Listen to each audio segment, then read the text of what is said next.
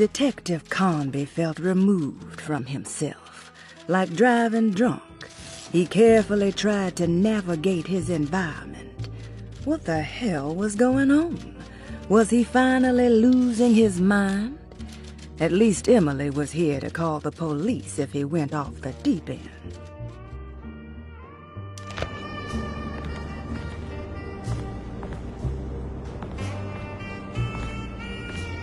Have you found anything? What? Yeah, I've seen some things. Okay. Let me know if there is anything you want to talk about.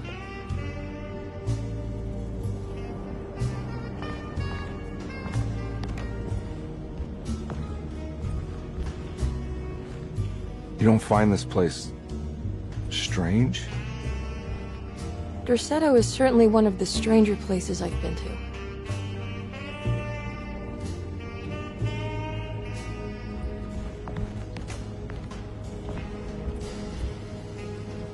This room feels too real. Hyper real. More than anything I've ever experienced. Okay. I don't see what you mean. Forget it. I gotta get back to breaking the contract. Yeah, that's what I was doing.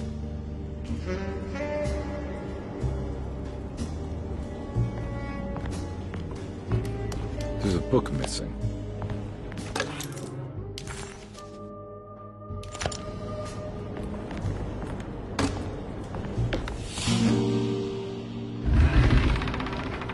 What did you do?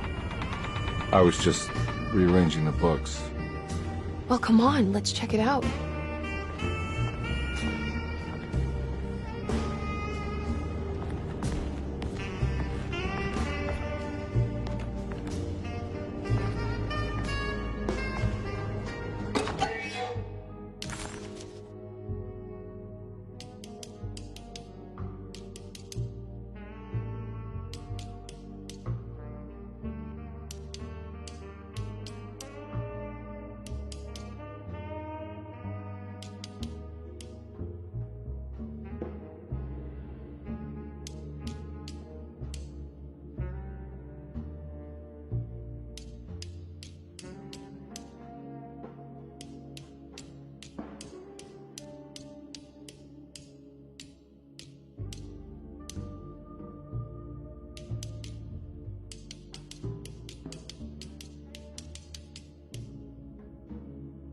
Nice.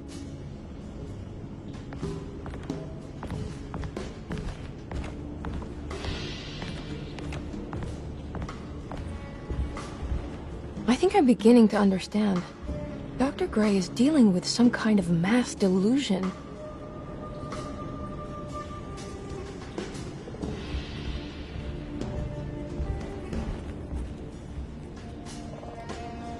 What were you saying about mass delusion? Derceto seems to have a deranging effect on people living close by. It has a history of creating cults devoted to some nature goddess. Even the name Derceto refers to the cult existing here before the Civil War. Derceto was the name of an ancient fertility goddess worshipped in Syria. Dr. Gray and his friends, however, seem to prefer the black goat of the woods with 1,000 young, or Shub-Nigroth. And that name can only have come from my uncle's twisted mind.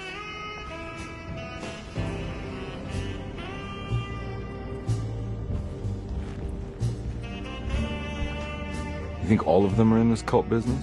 Even Jeremy? I'm not sure any of them have a choice at this point. We just need to find a way to stop all of this.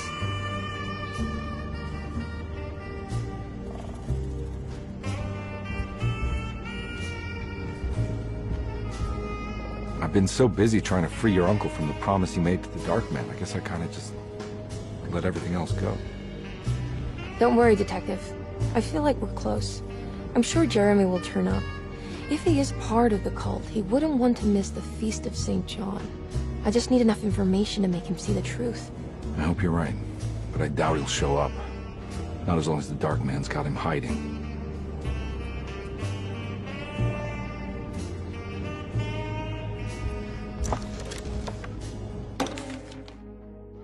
Good to finally meet you, Mr. Hartwood. I'm here on the behalf of your brother Philip. You were expecting me, weren't you? Yes, you're from the city, no? That's right. I just wanted to ask you a few questions to see if there is anything I can do to help you and your family. Okay. I understand you're full of imagination. You make up a lot of things. I suppose. And you obsess over them, blurring reality and fiction. Sometimes. Do you want to tell me about the Dark Man? No, I don't. That's all right. Perhaps there is something else you can tell me. Something you know to be made up, but you hold dear. Juan? John? Who's John? No, Juan Luis Jorge. Oh, wait there a moment.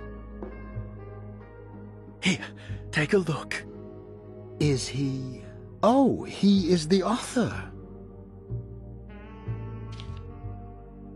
It's a magnificent book. Life-changing even. The real Juan is long dead, but I like to think of him as my friend. My most beloved friend. I see. Do you often do this? Fantasize about people you read about? No. Well, there is Jacob. Who is Jacob? Turn to the last page. Oh, it's a newspaper article. The Prisoner of Ice, Jacob van Ostad. Is he also your beloved friend? Oh, no, Doctor. Not at all. He is the fire that fights fire. Yes, I think it's clear your overstimulated imagination, this mania, needs to be tempered for you to live a normal life. I know your family calls it the Heartwood curse, but I want you to know that there is nothing supernatural about your condition. It's all inside your head. And with that, I'm very qualified to deal with. In time, you will be cured. In time. Yes, in time we will exorcise all your demons, all the dark men. Yeah! Please, Mr. Heartwood, calm yourself. What happened? Oh, don't you worry your little head about it, Miss Heartwood. Your uncle and I just had our first breakthrough.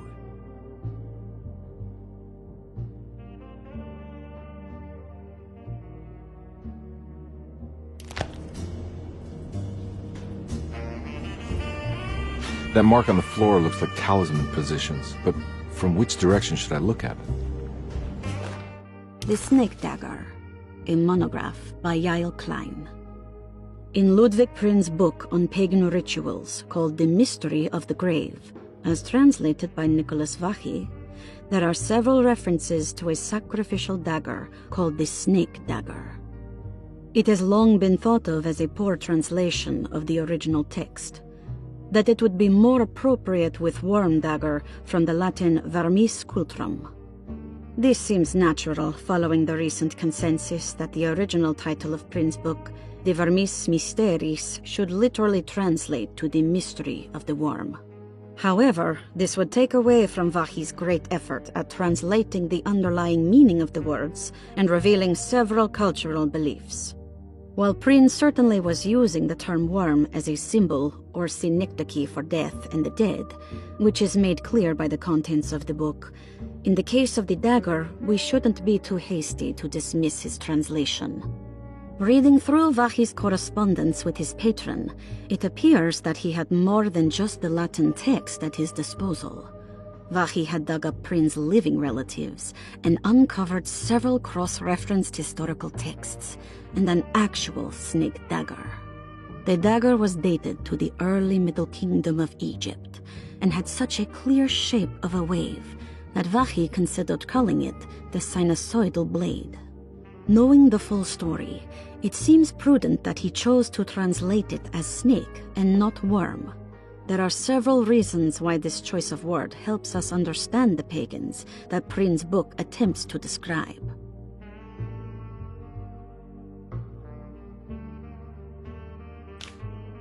The symbolic value of the shape becomes more apparent when reading about the use for the dagger. In the passage of possession and exorcism, we find The snake dagger poisons the poisoner within the victim and is therefore pacified. Where the literal text would tell us that the worm dagger trumps the demon possessing the victim, it tells us nothing of their reasoning, only that somehow this dagger wins against the demon, like it had the better hand in poker. Vahi's translation allows us to follow the underlying logic to the ritual magic that is being performed. Poison the poisoner sounds like fighting fire with fire. That to hurt the demon possessing its victim, the priests would have to fight back with a power that is known to the evil they are fighting. The snake dagger is therefore not only a good way to describe its form, but it also helps us understand how it could be thought of as a useful tool for exorcism. Finally, it also helps us understand their relationship to lunacy, that it was thought of as something poisoning the mind rather than controlling it. What is also interesting to note is that the possessed are always considered poisoned in their head and not their heart. The snake dagger always went to the eye of the possessed, leaving them partially blind, if they had the good luck to survive.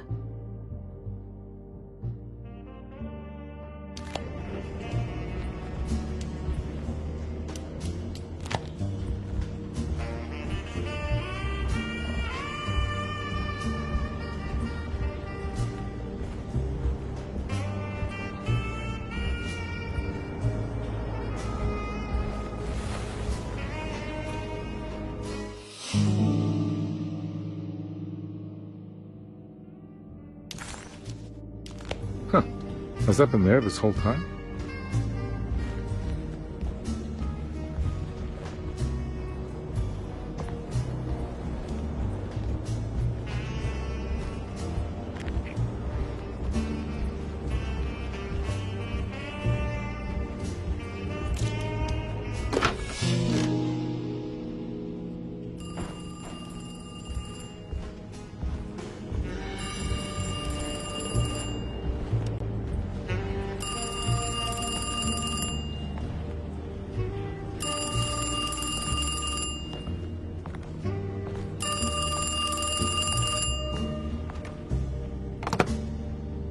Hello? Detective Conby? Who is this? Jeremy? Jeremy is with the Dark Man. You can't save him. Well, I've done everything he wanted so far, and there's just one more thing on the list. I expect him to keep his promise and return Jeremy unharmed. Get out, Detective, while you still can.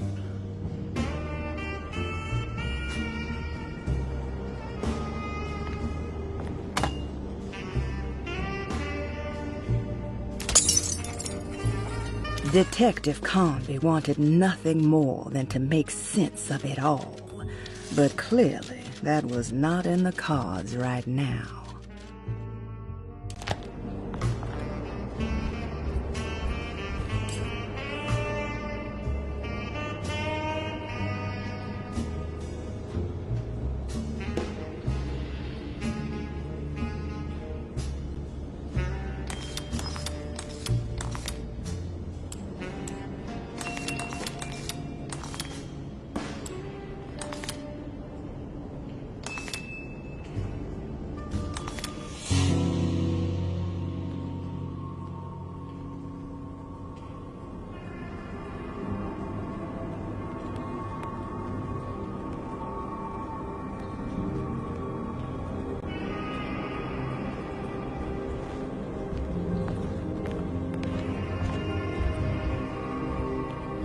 You okay?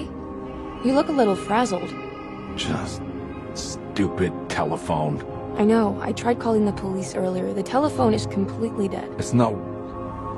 Yeah, no, the telephone isn't working.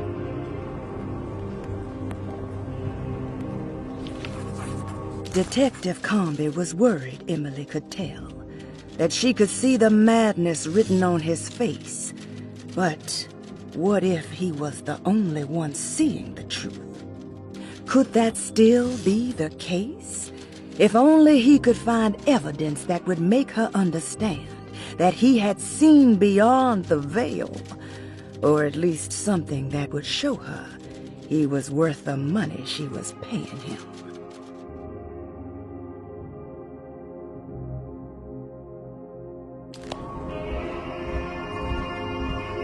Miss Hartwood, I think you're gonna want to see this. Is there something in the closet? Yeah, there is. You don't see the very obvious gate leading to whatever Jeremy's madness is serving up next? I don't understand. Are you making some kind of fashion metaphor? I'm sorry, I don't have time for this. Can you just tell me what you're doing? You don't see this! It's fine. It's fine. Catch you later. Are you going inside the closet? Yeah. Got a problem with that? No. Do what you think is right, Detective. Sorry, I didn't mean to. Goodbye, Miss Hartwood.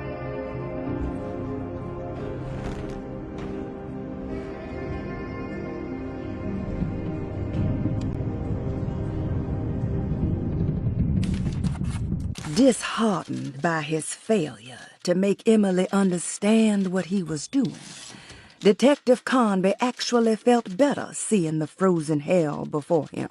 There was a finality to it. Its clear symbolic opposite to the dark man's desert made him realize this was the end. Soon it would all be over.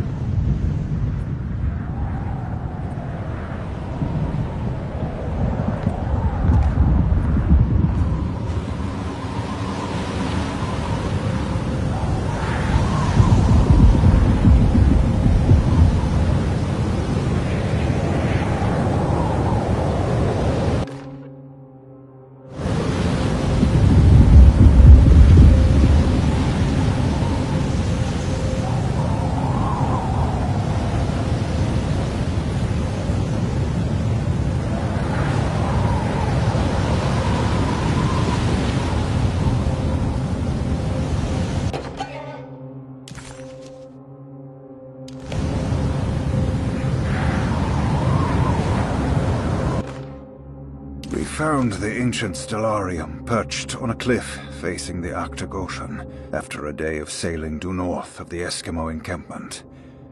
Jacob van Oostad was our most keen member of the expedition. He had been chasing down the source of a peculiar type of crystallized metal present in several sacred items among the natives on the northeast coast of Greenland. The site was a remarkable find for any explorer, and we were all enraptured in our search for enlightenment and meaning. The surviving architecture seemed almost unearthly in origin and astonishingly sophisticated. The metal Jacob was searching for was abundant, almost ubiquitous. We were so taken by our find that we were surprised by the sun falling below the horizon. As we quickly picked up our gear, ready to head back to our camp, Jacob van Oostad declared that he wanted to stay. He was adamant. We begged him to reconsider. The night would be getting colder by the hour, and we feared for all our safety.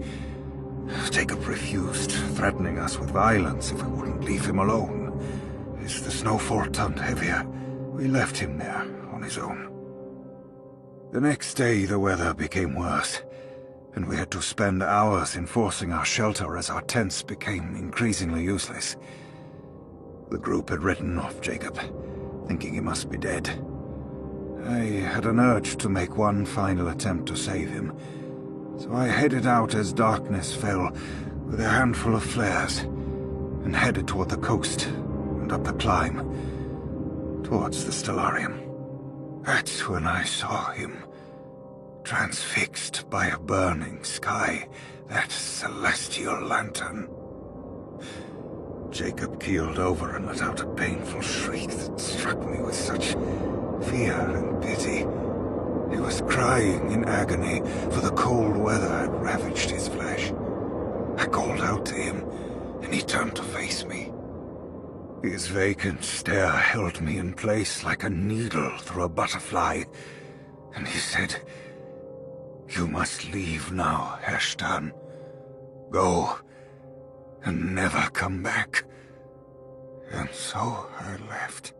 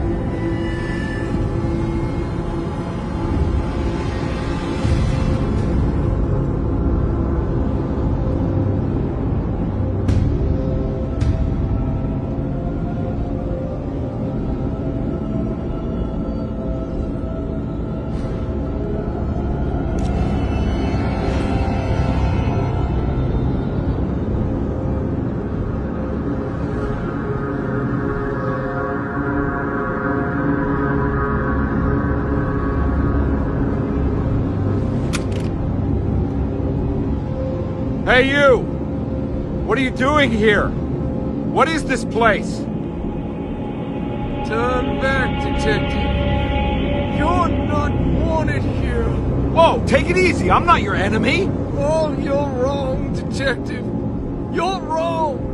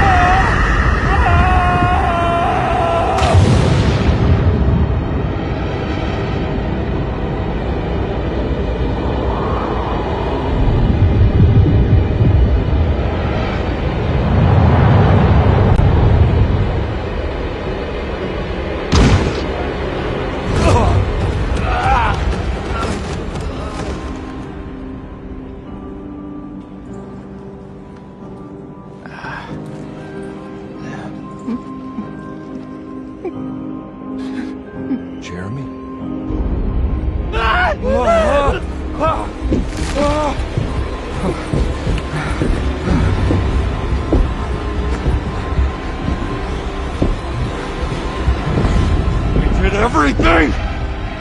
Aren't you happy? Stupid charlatan! What more do you want from me? You want me to lose my mind? Oh, my lord! Doctor! Baptiste! Wait! Jesus. What are you thinking, compadre?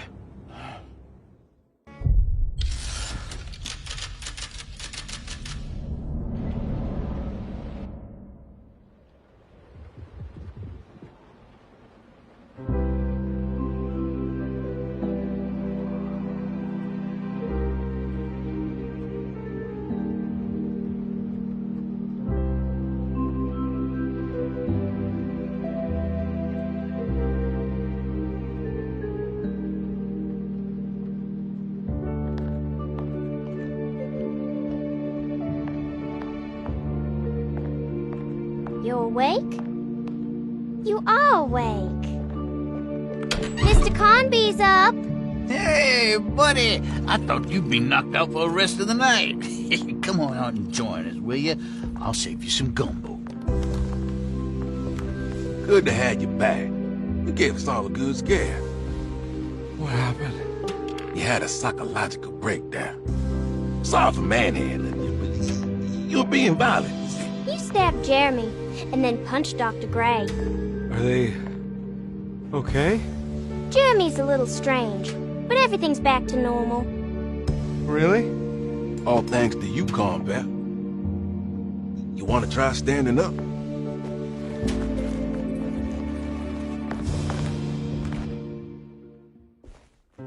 Well, if it isn't the hero of the day. How are you feeling, Detective? Never better. How about you two? Hey, Jeremy, I didn't do too much damage, did I? Things are fine. Very quiet. What's up with him? Painkillers? No. You see, despite you having the finesse of a one-eyed butcher, you managed to lobotomize dear Jeremy. I did what? It's actually quite impressive. It's not like I hadn't considered it myself. I just wish Jeremy could have been helped without reducing his personality to that of an oyster. But he's gonna live. Of course. As long as someone keeps feeding him, he'll outlive the best of us.